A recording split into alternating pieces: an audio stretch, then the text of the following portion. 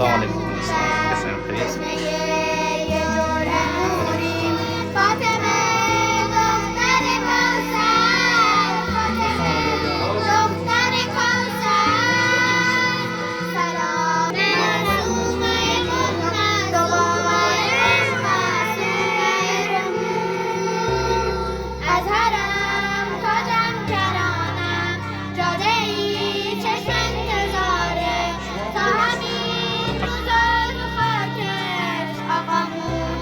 ايوه شويه عربي معلوم.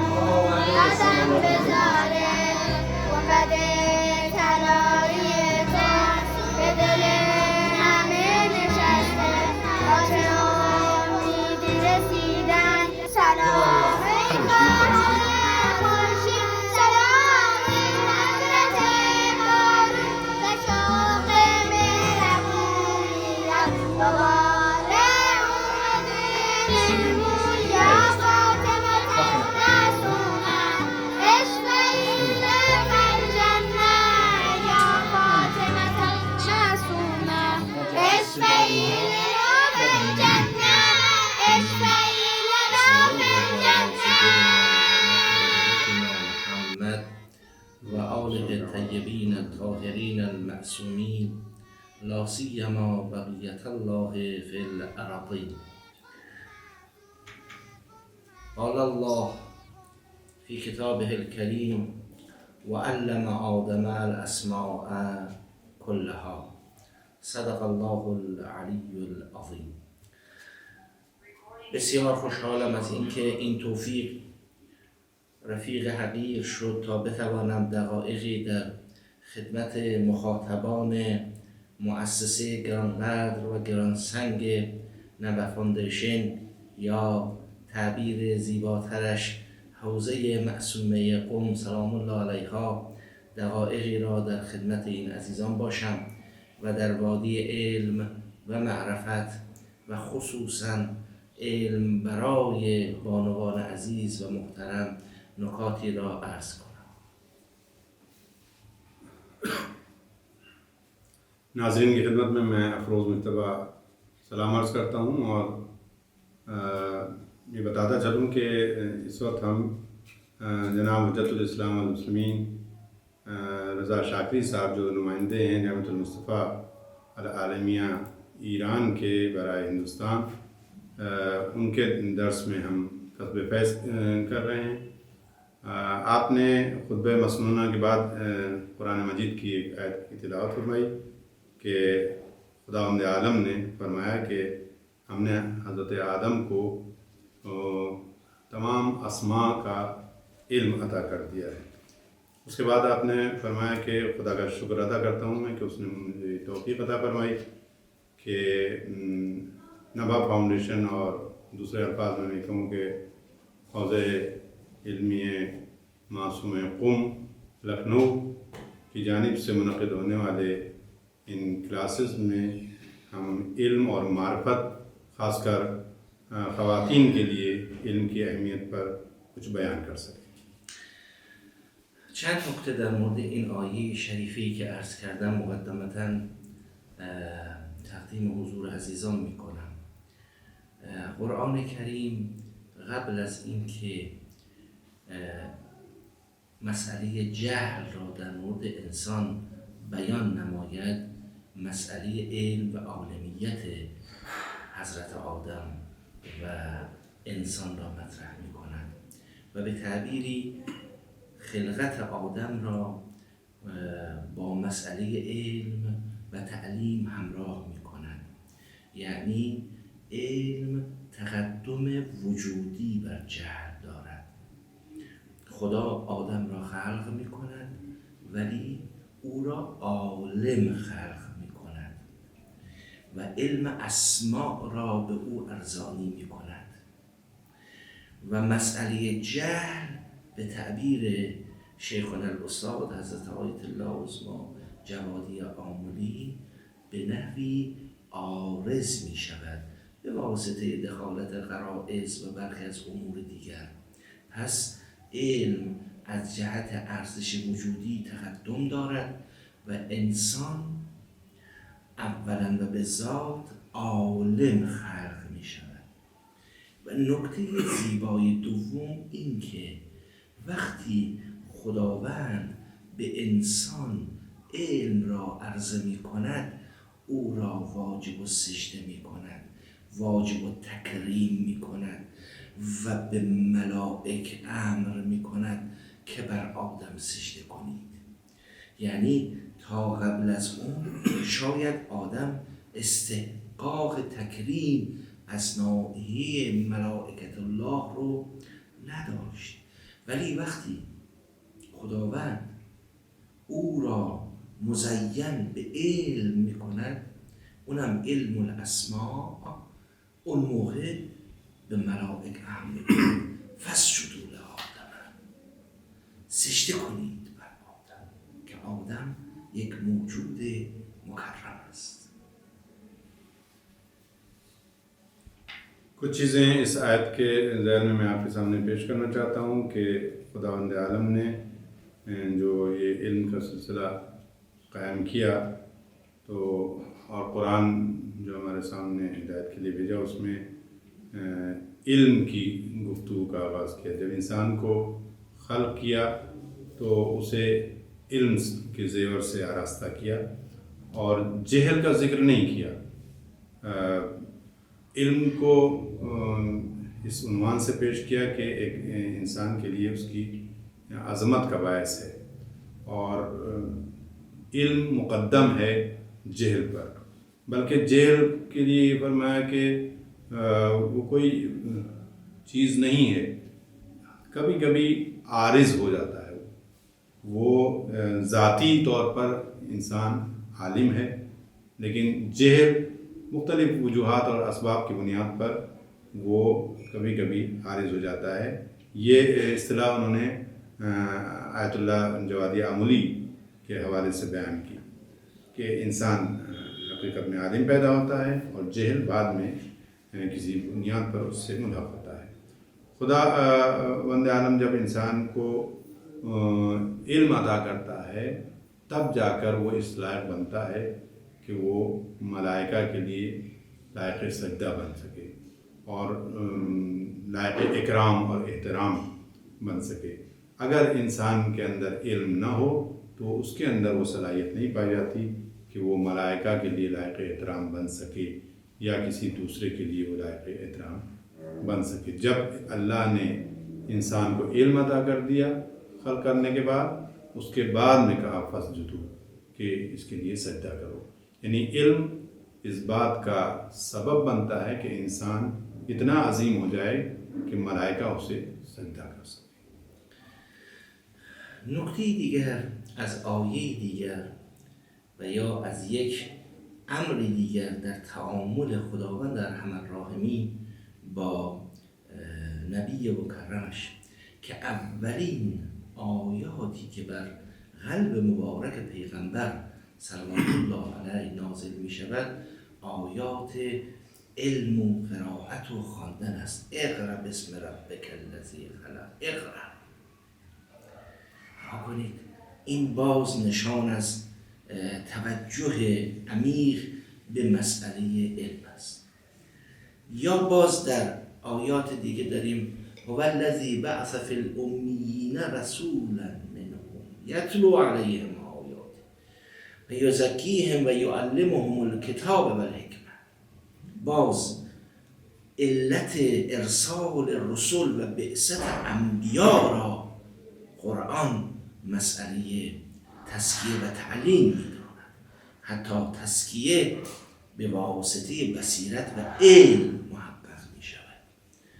این هم در اهمیت علم که دین مبین اسلام و قرآن کریم به صراحت اشاره به اون دارن.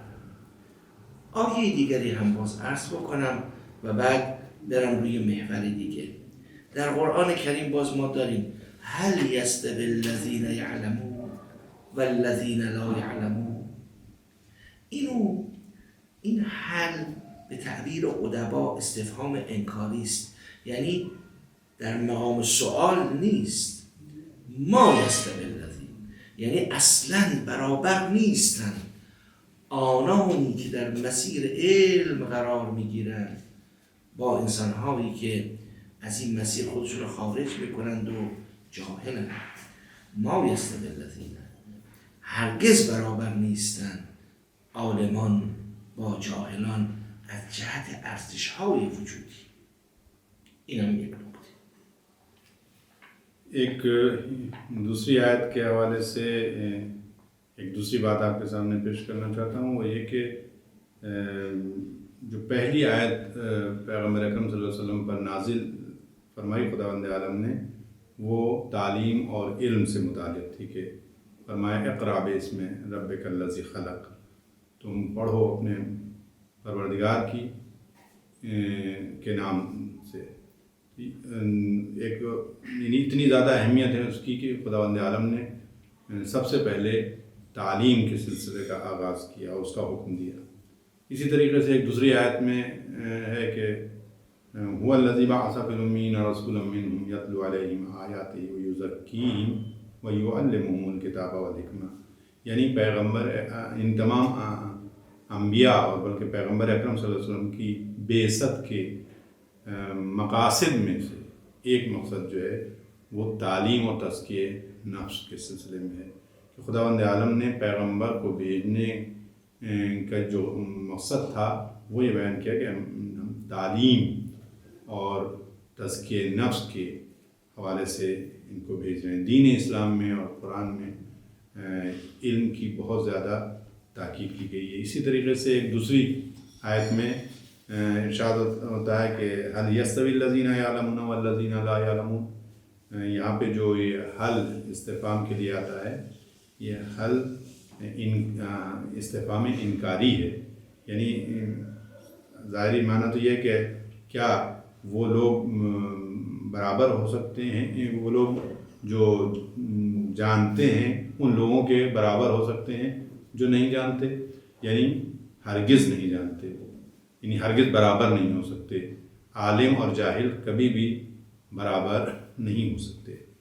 इसलिए इल्म की जो अज़मत है और जो अहमियत है वो इन आयात से हमारे सामने ज़ाहिर होती है।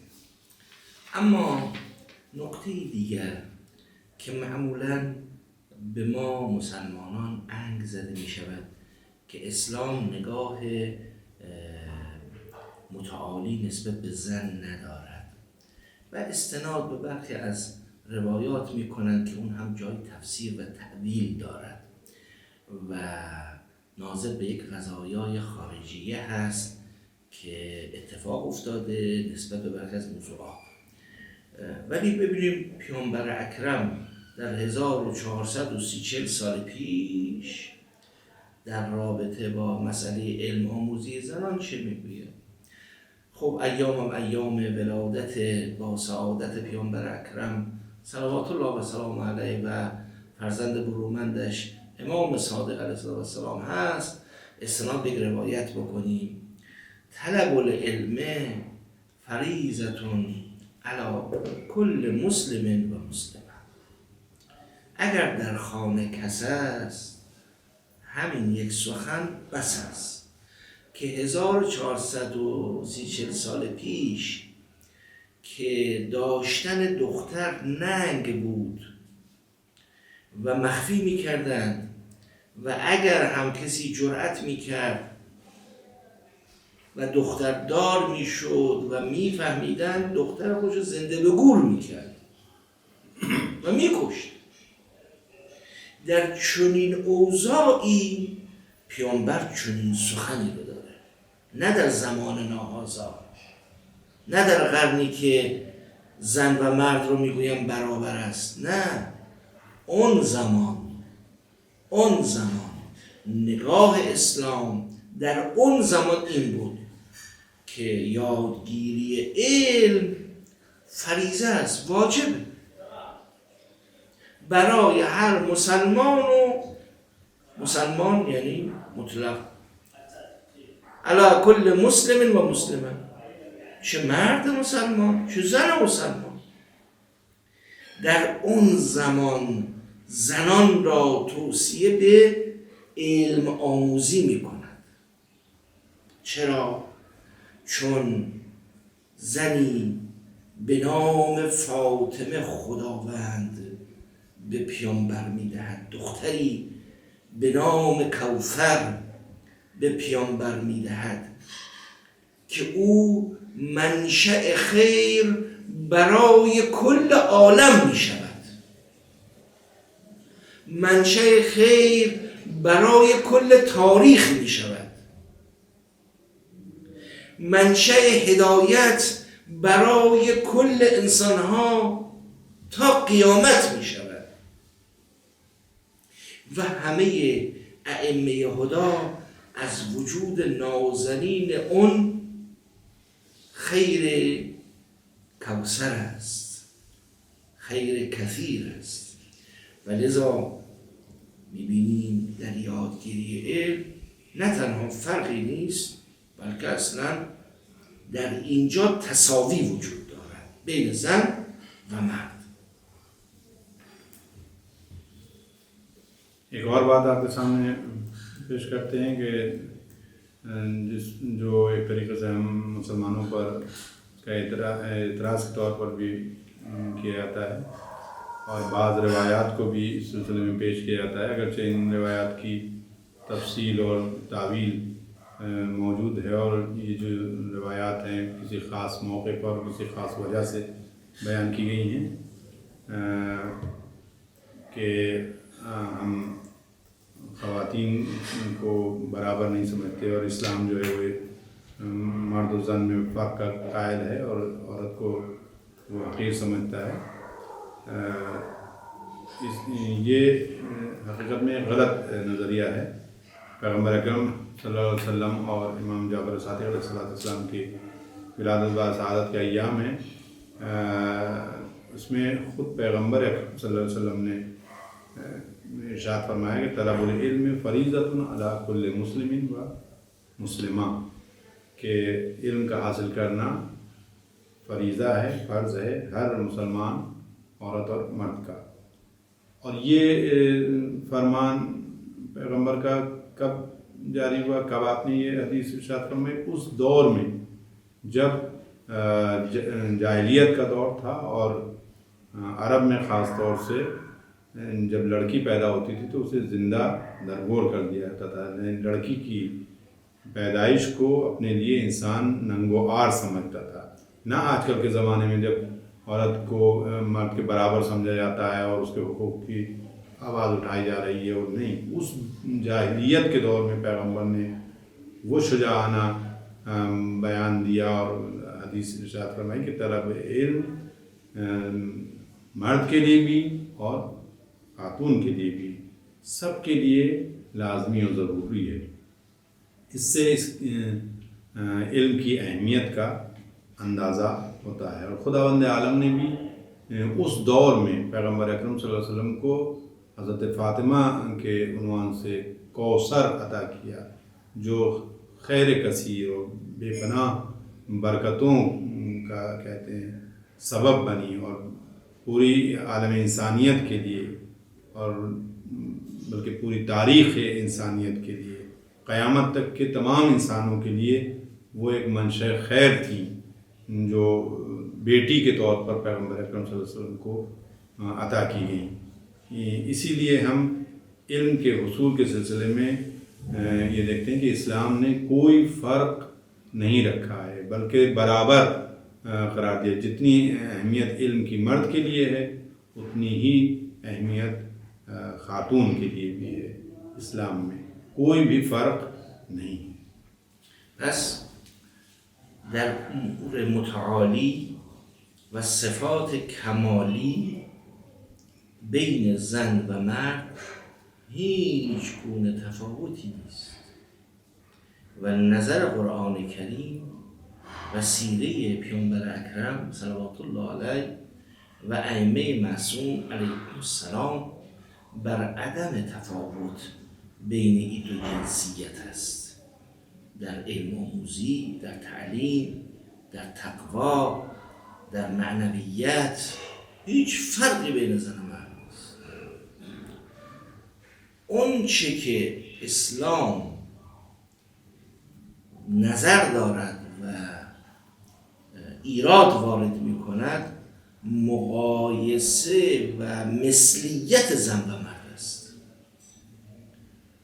زن به عنوان زن ارزش دارد در اسلام.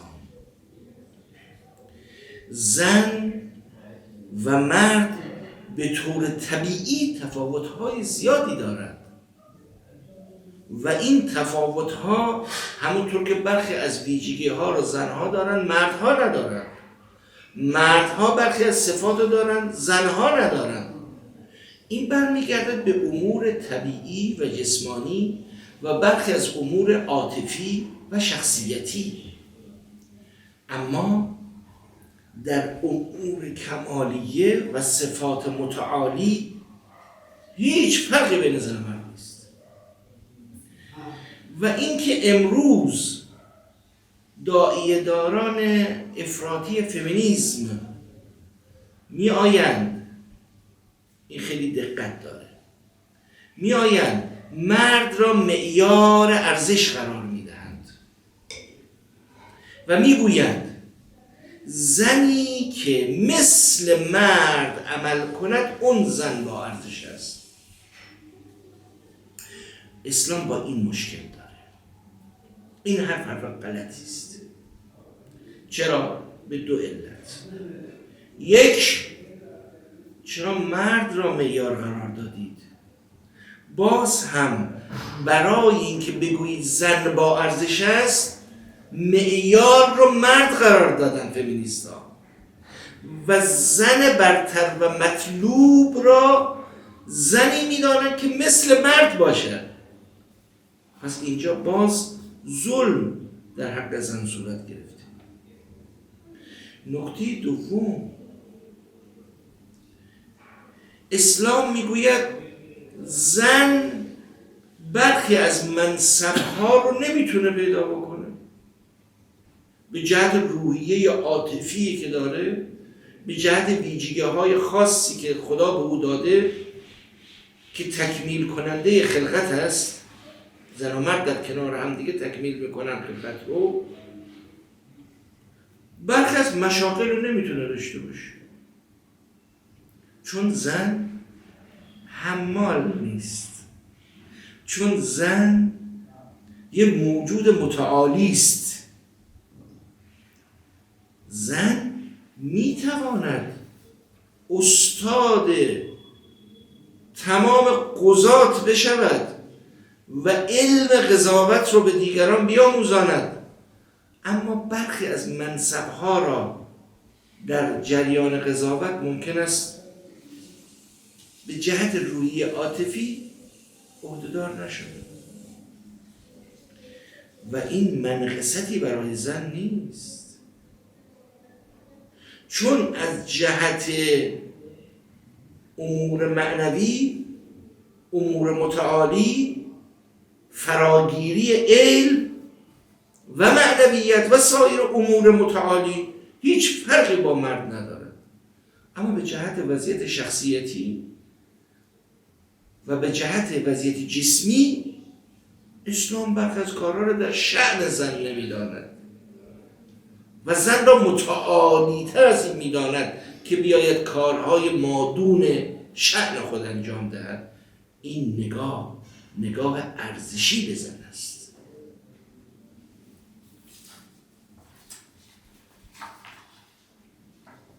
कमालात के हुसूल और सिफ़ात कमालिया और आला सिफ़ात के हुसूल के सिलसिले में मर्द और औरत में कोई ज़र्रा बराबरी फ़र्क नहीं पाया जाता है।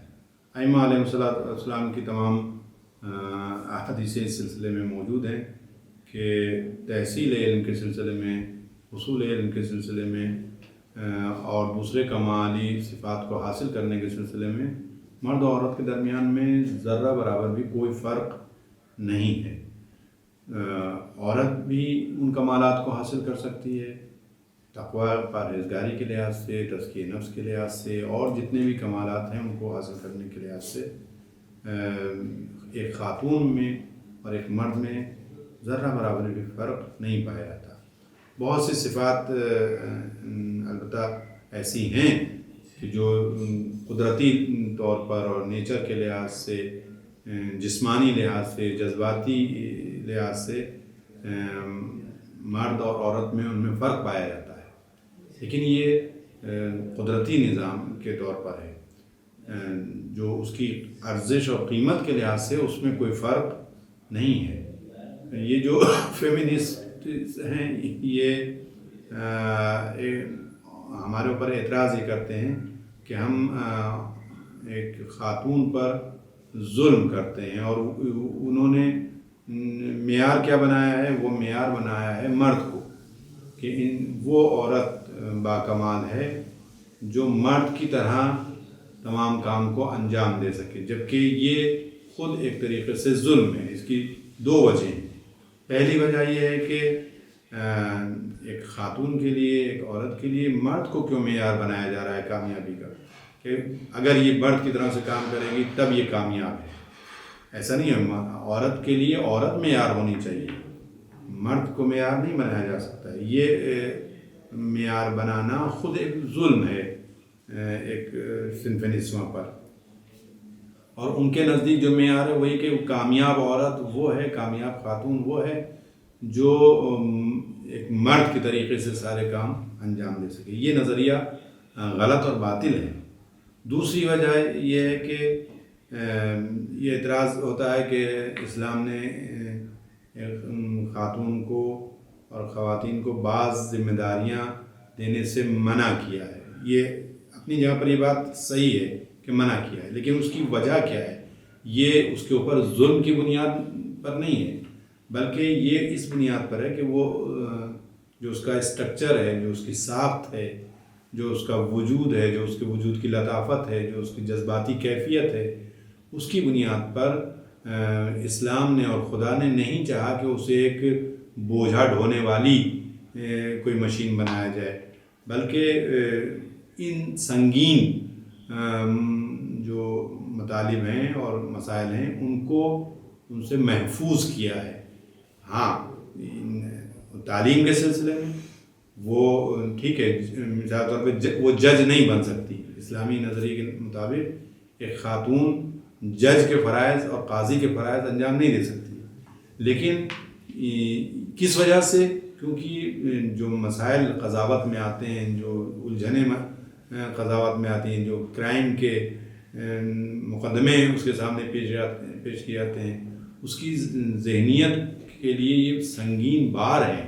اس لیے اسلام نے قاضی بننے کی ذمہ داری تو اس کو نہیں دی، لیکن ہاں وہ عورت ہونے کے ساتھ ساتھ قاضیوں کی تربیت کر سکتی ہے، ان کو تعلیم دے سکتی ہے، ان کو قاضی بنا سکتی ہے ایک عام انسان کو۔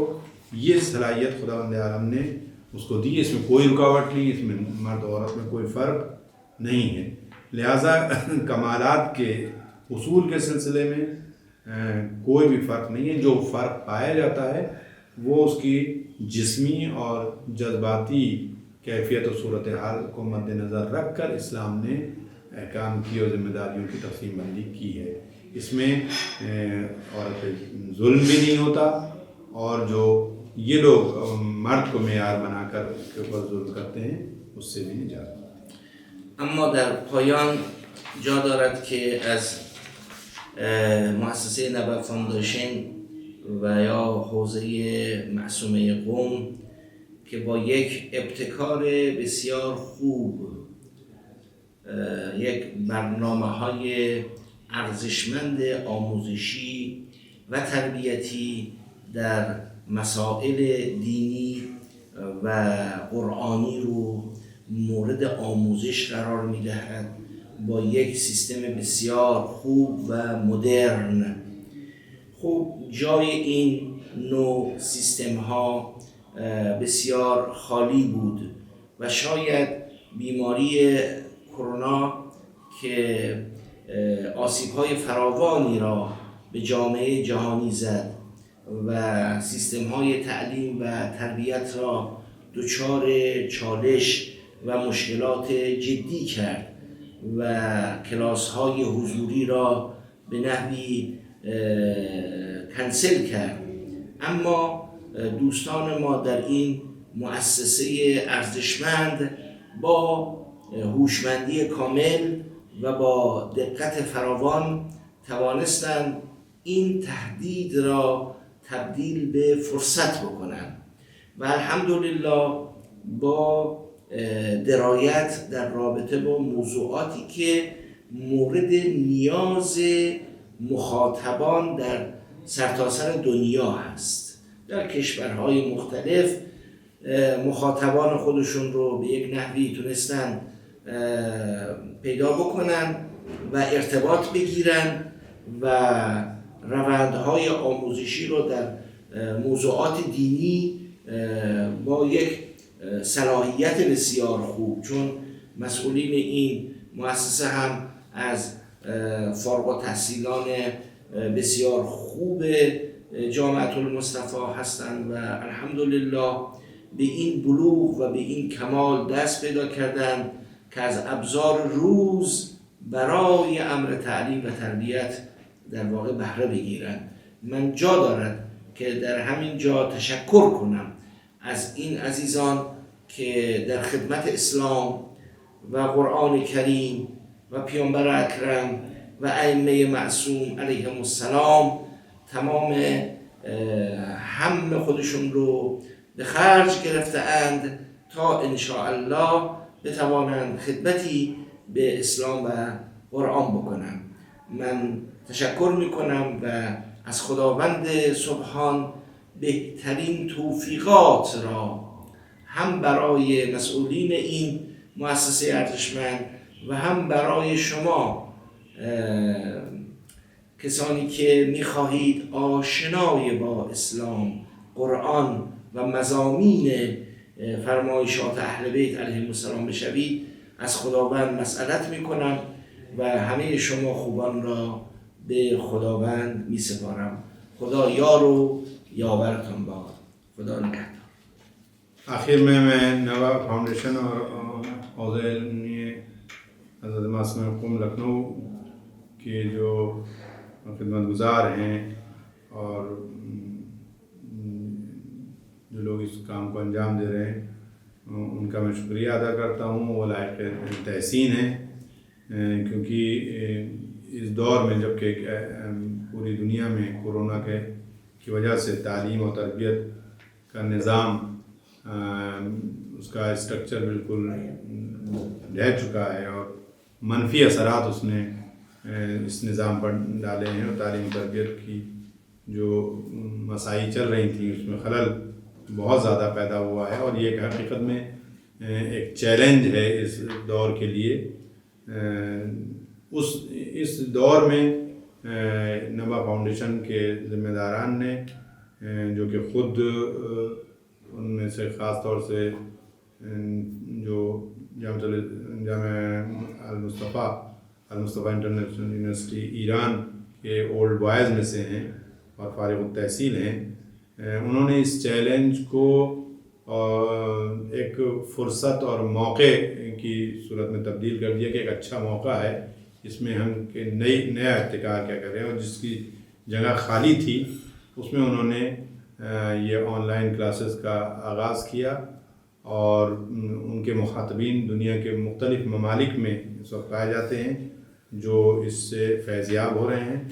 और हम यहाँ पर खुदावंद आलम से दुआ करते हैं कि ये लोग जो तमाम अइम्मा अलैहिस्सलाम पैगम्बर अकरम मोहम्मद मुस्तफ़ा सल्लल्लाहु अलैहि वसल्लम और इस्लाम और कुरान की बातों को लोगों तक पहुँचाने के लिए मसरूफ़ अमल हैं, इनको तमाम जो बेहतर से बेहतर जज़ा हो सकती है वो इनको अता फरमाए खुदावंद आलम।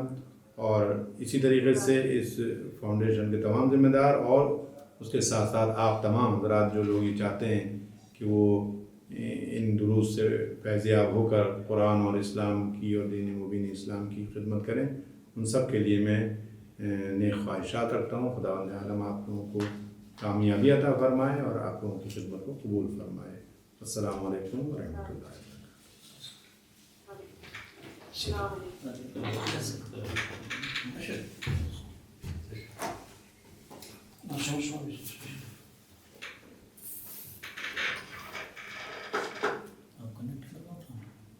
اس میں کوشچن آنسر کا بھی ضرورت ہے نا، اگر سوال تو اچھا کسی کے سوالات ہوں تو سوال لگا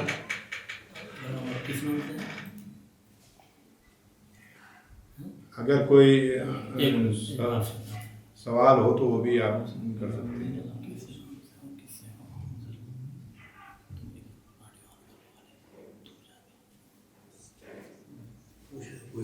ہیلو السلام علیکم السلام۔ علیکم السلام۔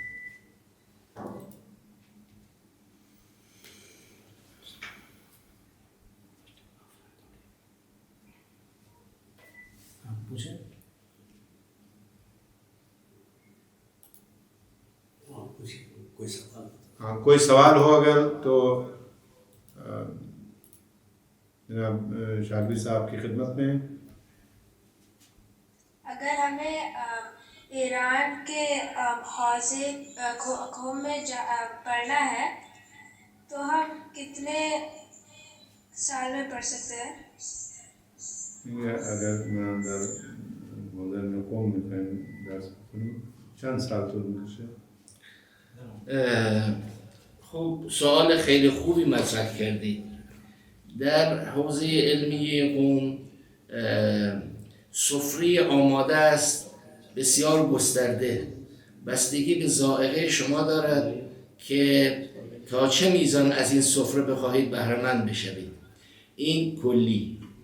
اما توضیح دقیق‌تر، مثل همه دانشگاه‌ها دوره‌های کارشناسی ارشد و دکتری در رشته‌های مختلف علوم اسلامی در المصطفى العالمیه وجود دارد که فرد بنا به علاقه خودش در اون رشته مربوط و بنا به میزان نیاز خودش در اون سطح میتواند درس بخواند و انشاءالله بهره‌مند شود.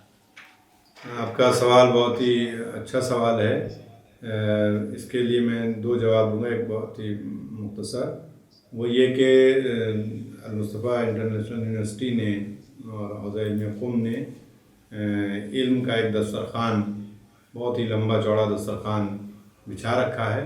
اب یہ تعلیم حاصل کرنے والے کے اپنے ذوق اور اپنے حوصلے کی بنیاد پر ہے کہ منحصر ہے کہ وہ کتنا اس سے فیض یاب ہونا چاہتا ہے۔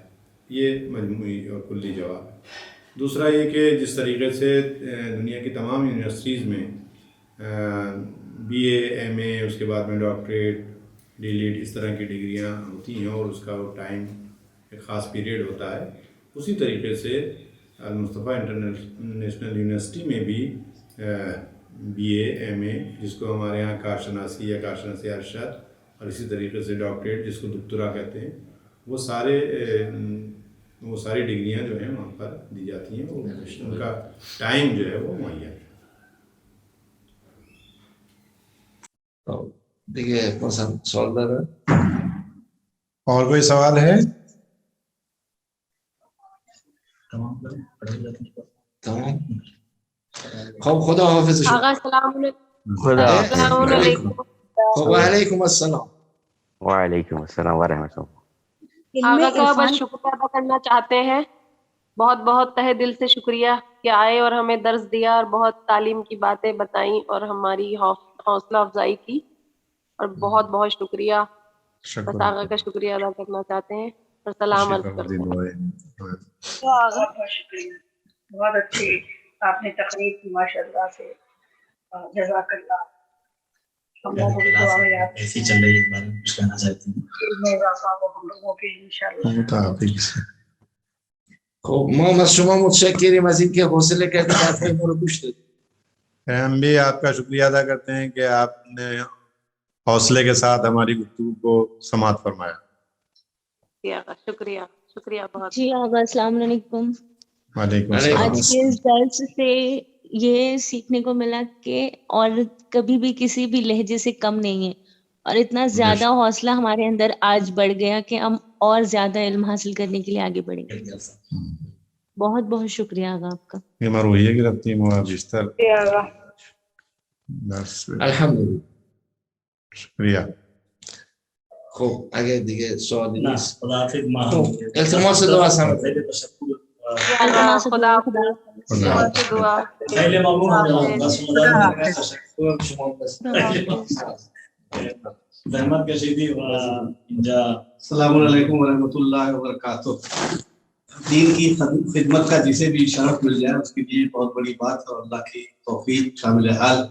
ہم شکر گزار ہیں نبا فاؤنڈیشن اور حوض معصوم محکوم کی طرف سے حجت الاسلام آغا شاکری صاحب دامد اللہ نمائندہ المصطفیٰ یونیورسٹی کے کہ آپ نے ہم لوگوں کی حوصلہ افزائی فرمائی، اور حجت الاسلام مولانا افروز صاحب قبلہ کے بھی شکر گزار ہیں کہ آپ نے تجربے کے فرائض انجام دیے.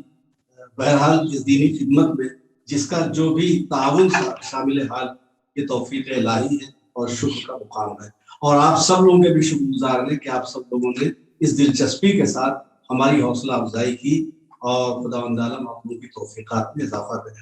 خدا حافظ. بہت بہت شکریہ خان اور برادران آپ لوگوں کا. خدا حافظ. خدا السلام علیکم.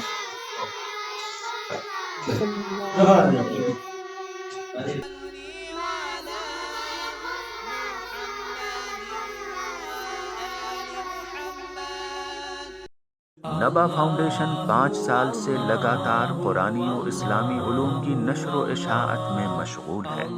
گزشتہ 5 برسوں سے یہ فاؤنڈیشن مختلف قرآنی اور اسلامی سرگرمیوں میں مصروف ہے. 1. نبا قرآنی میگزین، نوجوانوں کے لیے ایک نفیس اور کلرفل میگزین جو صرف قرآنی علوم سے سرشار ہے.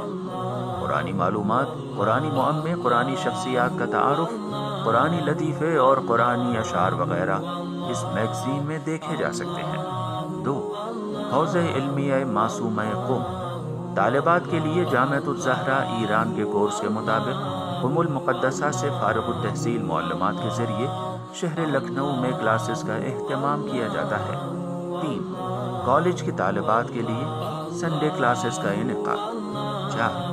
آن لائن دینی کلاسز، مختصر مدت آن لائن کلاسز کا 3 ماہی پیکج جس میں قرآن مع تجوید، احکام، اخلاق اور تاریخ و عقائد جیسے موضوعات پر کلاسز رکھی جاتی ہیں. 5. سمر کلاسز، کالج اور یونیورسٹی کی طالبات کے لیے مختلف جگہوں پر 15 روزہ دینی کلاسز کا اہتمام جس میں علوم قرآن، عقائد، تاریخ اور روزمرہ کے مسائل وغیرہ کے کلاسز منعقد ہوتے ہیں. آپ بھی اس تعلیمی قافلے میں شریک ہو کر ادارے کا ساتھ دے سکتے ہیں. نبا فاؤنڈیشن، کربلا سرفراز گنج، لکھنؤ.